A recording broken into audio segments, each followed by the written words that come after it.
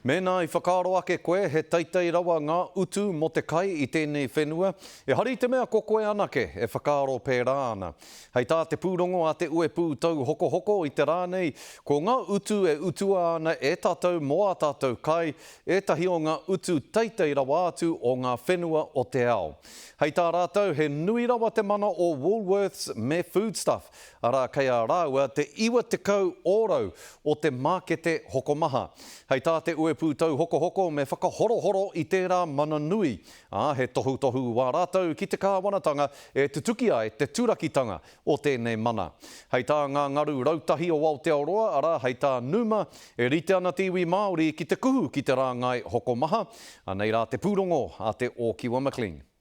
I te pikinga o ngā utu kai ki weri, kua hoha katoa te motu whānui. It is nonsense to have only two market players in New Zealand, and that has had a real impact on the cost of living. We know this through our whānau. E a ki ana ngā ngaru rautahi o Aotearoa I te iwi Māori nui tonu, kia taka tū ake I nā rā he whai wāhitanga nui tō te Māori, ki te rāngai mahi. 50% of fish quota, 40, 30, 20% of beef, lamb, and so on and so forth, and dairy, 10% of kiwi fruit, then we have a major role to play when we move into ourselves, possibly being that third market operator. It would have been great to see Māori businesses supported as that third player. He huhua ngā whānau Māori Pasifika hoki e hokoke ana I a rātou kai I ngā toa ke ngā kokona. He tata ake mā ngā whānau e ngari kei waho I te kēti, ngā utu. 98% of families in New Zealand are finding the cost of food too expensive.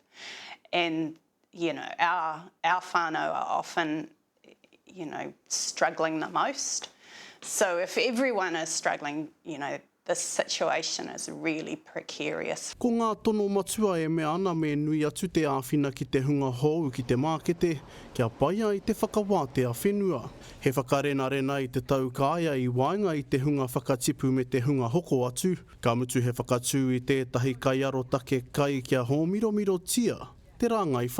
What we're looking for is the enablement of a range of grocery retailers that can offer consumers a convenient and price competitive one-stop shopping option no matter what the mission that they are on. I nāia nei kei ngā ringa o te kāwanatanga ngā tono e pupuri ana. So we want to start that change happening now. I want to have law into the Parliament this year. We have to remember is that they will not address the underlying cost of living crisis that New Zealand faces.